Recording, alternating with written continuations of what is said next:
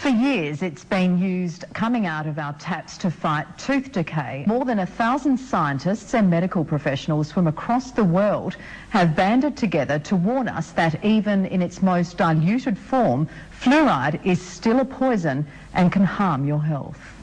We can't dump it into the sea, but we put it into our own drinking water.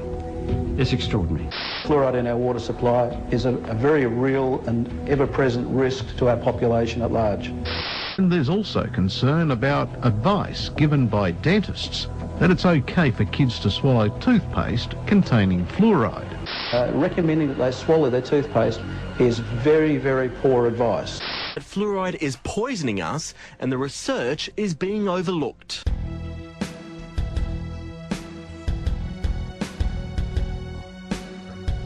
One of the two main tools used to keep you in a state of confusion without you knowing it is the fluoride in your toothpaste and water supplies. There are also many other chemicals that are added to processed foods to decrease your awareness and prevent your longevity. I implore you all to buy non-fluoride dental products and drink only water that you know is fresh. It's true that calcium fluoride is an organically occurring compound and harmless in small doses. But the sodium fluoride that is used in dental products and water supplies is a toxic waste. It is a byproduct of aluminium production and it does not prevent tooth decay. It inhibits brain function and promotes docility in the subject. Very notably, fluoride was first used by the Russians in mind control experiments conducted on prisoners in the gulags, and later by Nazis in the death camps.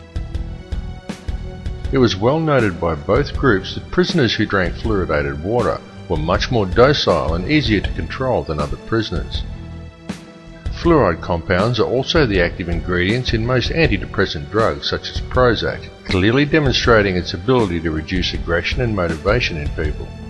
It has absolutely no biological or health benefits at all, and it does nothing whatsoever to prevent tooth decay. In fact, it causes dental fluorosis, yellowing of the teeth, and pitting of the enamel. If you seriously think fluoride actually does have some health benefits, then next time you're out shopping, I challenge you to pick up a packet of any brand of rat poison you care to name and look at what it contains.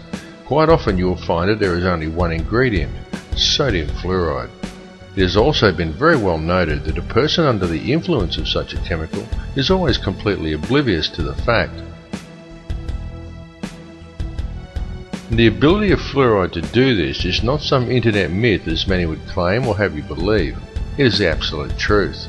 Yet even now, and despite the clear results shown in the latest fluoride studies, as more people begin to awaken and begin to question the situation the world is in, the more governments are seeking to combat this awakening by undertaking the increased fluoridation of their water supplies, touting dental health as the reason, when nothing could be further from the truth. I will continue to speak out, and the more this issue is covered up and swept under the carpet, the more I will speak out. My goal is to stop water fluoridation. How far can I control my mind?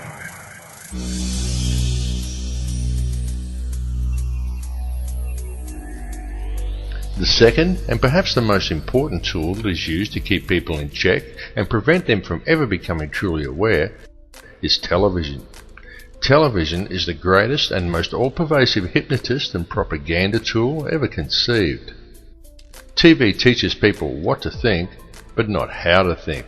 And TV has given modern humans an utterly false perception of society, of the world, and of each other. Through TV, the power elite have succeeded in creating a distracted, misinformed, divided and class-driven society suffering historical amnesia and completely oblivious to the true realities of their surroundings. And all of these people view themselves as truly informed and are very quick to berate and ridicule anyone who offers them an alternate perspective. Subsequently, through the ideas put into their heads by TV and through a TV-driven obsession with the collecting of meaningless trinkets, fashions and possessions that the TV tells them defines who they are as people, the power elite have also managed to rob most of the common man of their wealth, their lands, their skills, their education and their history. But most importantly, it has robbed people of their ability to think critically and objectively. And that is exactly what television was designed to do and exactly why it was invented. Every television set is also specifically designed to emit alpha waves. These can be clearly seen as a series of horizontal lines that run across the screen from top to bottom at regular intervals when using a camera to film an operating TV set, but they cannot be detected by the naked eye.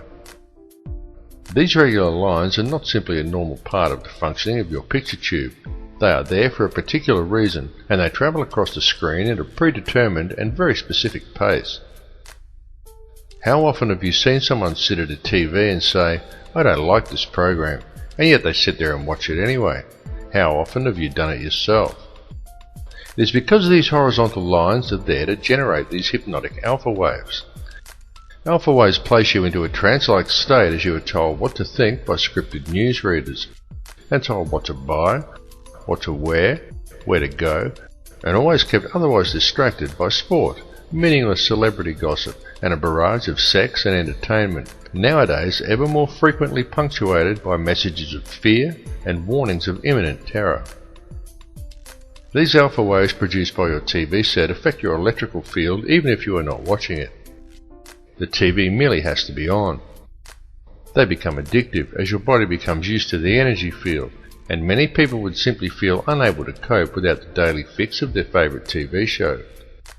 Then this hypnotic state carries on throughout the day as people work robot-like at their given tasks, usually discussing whatever the television taught them with their co-workers. Often people think they are discussing their own thoughts, but when the conversation is really analysed, it's usually not. It's about what show they watched last night, or sport, or something they learned from the Discovery Channel, their feelings towards the opposite sex, or perhaps something like the War on Terror.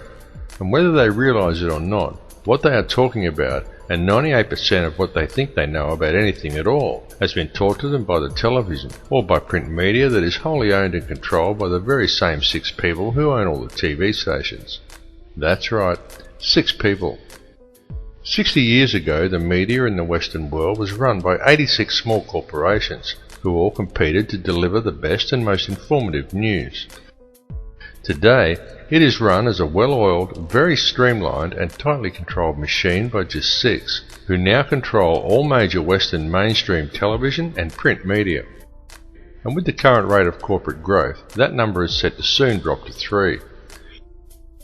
This has set an extremely dangerous precedent, as it means that all televised and mainstream print media is now controlled by very, very few people. For a better and more informed perspective, obtain your news online from one of the many emerging independent websites, and go to many sites from different countries and sources to compare the same story from a variety of perspectives. You have been told that the internet is an unreliable source of information, and it is true that there are many bogus websites. But there is also a lot of very reliable information from very reliable sources, if you look in the right places. And remember, the ones who are telling you the thousands of independent websites who have opposing views to the mainstream shouldn't be trusted, number only 6. It is just that it is those 6 who control all major media. So those 6 are able to control most of what information gets to the general public, and how such information is presented. It must also be duly considered that all of these 6 media corporations have extremely close ties to major financial institutions and arms manufacturers. Such a conflict of interests immediately poses huge questions regarding the objectivity and reliability of any information presented by these organisations. And if that were not bad enough, each one of these 6 corporations gets their news from only one of 2 sources: Reuters or the Associated Press. These 2 organisations serve as an international news pool and channel all information down to the networks. Only Reuters actually owns the Associated Press, and Reuters itself is wholly owned by the Rothschilds. This is why there is never any negative press about the World Bank or the international banking cartels reported to the people by the mainstream media. It is why the majority of people have no idea about Codex Alimentarius or the real effects of fluoride, and simply do not know how the world and its corrupt money system is really run. There's a method to their madness. There's really not much method to yours. because you're operating from a place of ignorance. You don't even recognize half the weapons that they use against you. And some of them seem so insignificant that you don't even try.